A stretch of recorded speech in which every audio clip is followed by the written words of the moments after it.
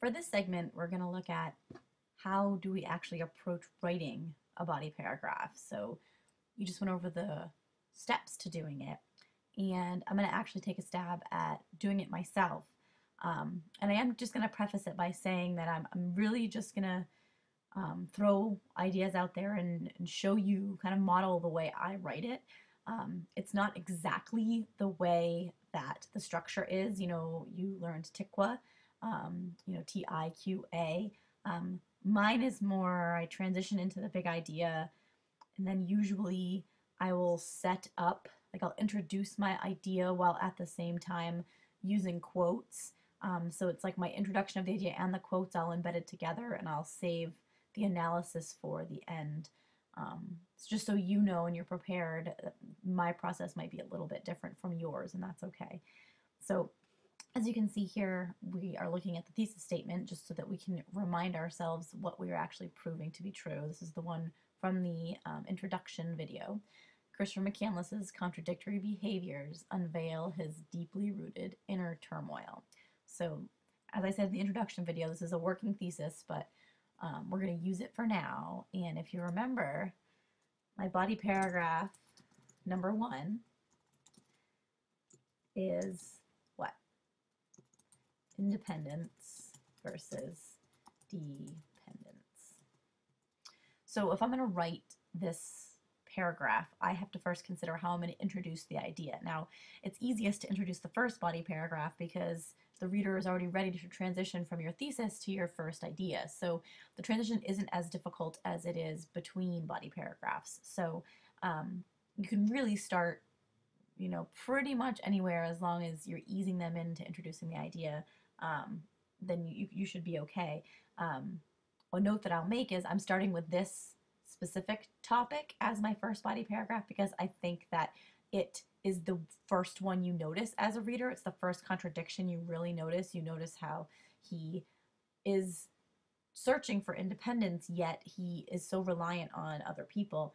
And since it is so obvious and it happens early on, that's usually an easy way to structure the order of your body paragraphs, set them up in the way that the reader might see them if he or she reads the book. So I'm going to go ahead and work with this one.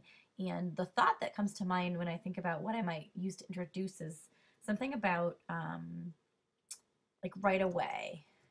Right away, prior to even opening the book, it is evident, right? The readers know. The readers can tell that he must be kind of independent. So I got to see if I can figure that out and transition to this way. It's evident to the readers that the protagonist, and I can, even though I'd introduce him in my thesis, it's not a bad idea to, introduce him here too, because I'm saying he's the protagonist, Christopher McCandless. Let's keep it simple. He embodies independence. Oops. So I think I'm going to use this as my first line. Prior to even opening the book, is evident to the readers that the protagonist, Christopher McCandless, embodies independence. And this can be my first line because it sets up this idea of independence versus dependence right away. Because remember, even though I have this heading up here, it's not obviously going to be there. I just put it there to remind myself of my focus. I would delete it if I was going to actually polish the essay. So I have to set up this idea right away. So I want to establish this idea of him being seeming like a very independent person right from the get-go. So then I can introduce how his dependent actions seem very contradictory. So in my head, that's how I'm kind of setting it up. Because as a writer of a body paragraph, you want to consider, how does your mind make sense of this? How does your mind understand this as a supporting idea to your thesis, and sometimes you might have to verbalize that with a peer or, with your parents or with me, or even talk to yourself. I do it sometimes to figure out, what is that link and how do you want to get there? What's the easiest way to get there? So for me, starting with independence, I think works. So I have to kind of qualify this a little bit. If I'm going to say that it's evident right away that he embodies independence, I have to provide some context there a little bit. So I might say that his decision to donate his, what do you want to call it, not his trust fund, but his graduate school fund to charity, and flee civilization. Clearly indicates independence, right? Independent, well, I'll qualify it a little bit more. Independent thought. And really I could elaborate on that, and I could say as he boldly disregards expectations, judgments, and traditions, right? So I think that works to help set up this idea, right? I'm trying to introduce this idea that he seems very independent from the get-go. Right before you even read the book, from you can tell that we know that he's going into the wild, and we know right away he donates his $25,000 to $24,000 to charity, and he flees civilization, and it indicates independent thought. And I can qualify that even more by stating he boldly disregards expectation, judgments, and traditions, right? Most people who are dependent on, the approval of others and, those types of things would probably follow. They would probably regard expectations, and Chris disregards it. So that helps to set up this point. And then I would need to think about connecting to textual evidence. And, as a smart writer, I've already kind of marked some things in my book that I think might work. Usually I try to mark a bunch of things and hope that some of them might flow when I start to write. Another option is to give yourself a much tighter outline. So when you're outlining your ideas, go into the book, pull the quotes you definitely want to use, and, quickly talk about how they prove it in your outline, so that the body paragraph completely writes itself without much effort, because you've already put the effort into your outline. So I know that is a way for some folks.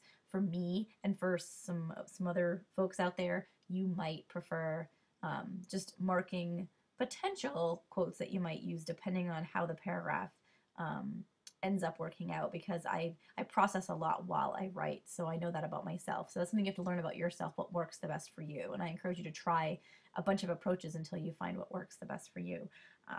More than anything, remember that no writer can sit down at a computer and produce his or her best writing. That's very rare to have that happen. So allow yourself the freedom to take the risks and make the mistakes and write sentences that just sound awkward, and rely on the revision process. That's going to be important. So so here, if we keep going, what I want to say, maybe I'll say this mindset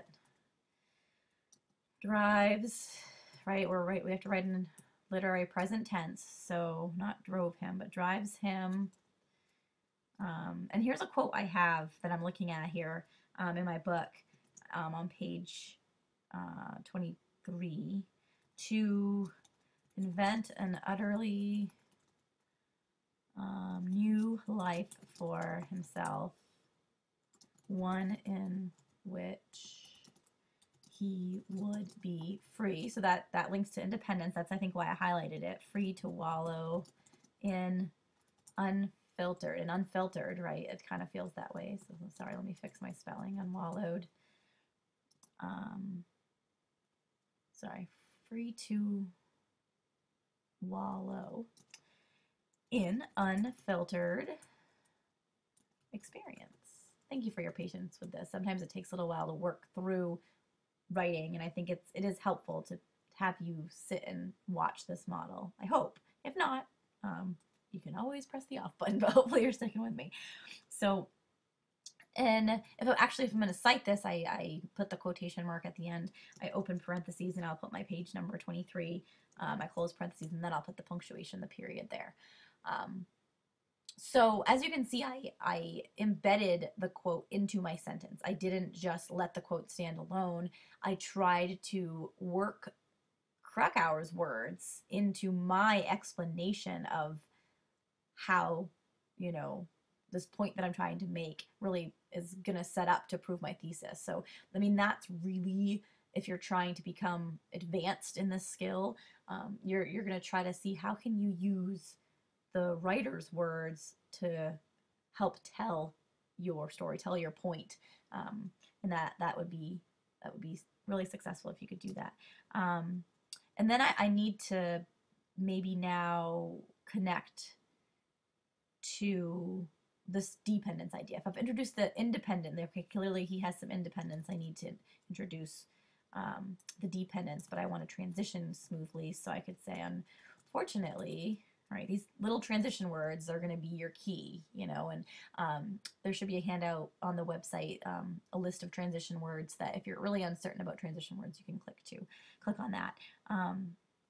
So unfortunately,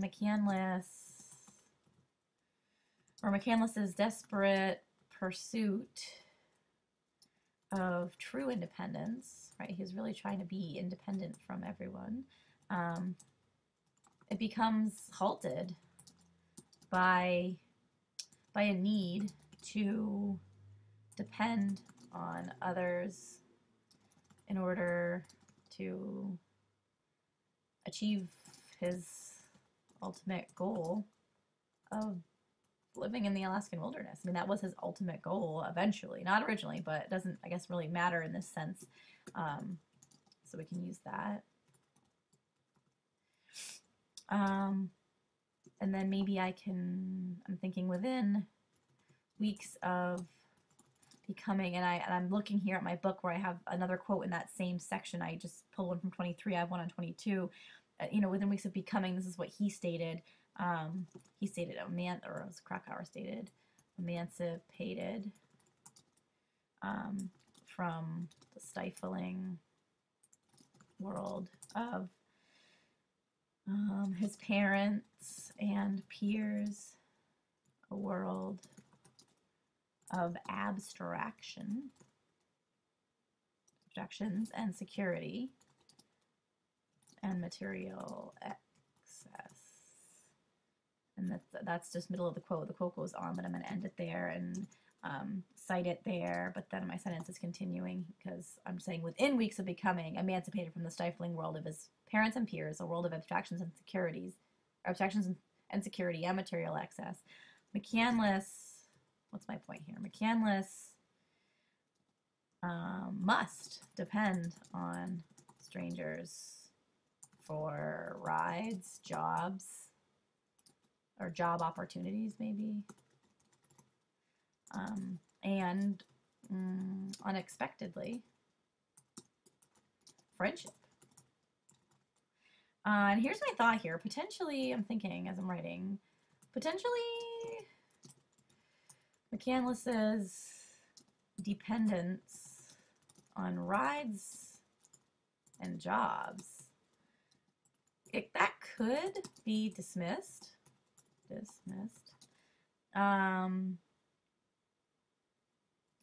As that kind of dependence is a matter of convenience, really. I mean, people could easily argue against the fact that he got rides. And does that really make him dependent or go against his quest for independence? I mean, really, it's just convenience. He didn't have to take the rides. He just did out of convenience and didn't have to get the jobs. He just did. So, I mean, I guess that's not going to be my focus. My focus, I think, is more on the friendship piece of it to prove my point. So I'm going to kind of, let these points go and say that, yeah, maybe they aren't the ones that I'm really going to focus on. But they're matters rather than, true reliance on another, which I guess is more of the dependence I'm looking at. So, however, the friendships showcase a contradiction in McCandless's behavior. So this is my first, piece of analysis that I'm really saying the friendships is what, to me, what really contradicts the behavior and sets up, the point that I'm making. I'm going to be able to prove my thesis with this piece, with the piece that he's made some friendships. So I'm now going to have to dig into my text and find evidence of those friendships. and him wanting the friendships.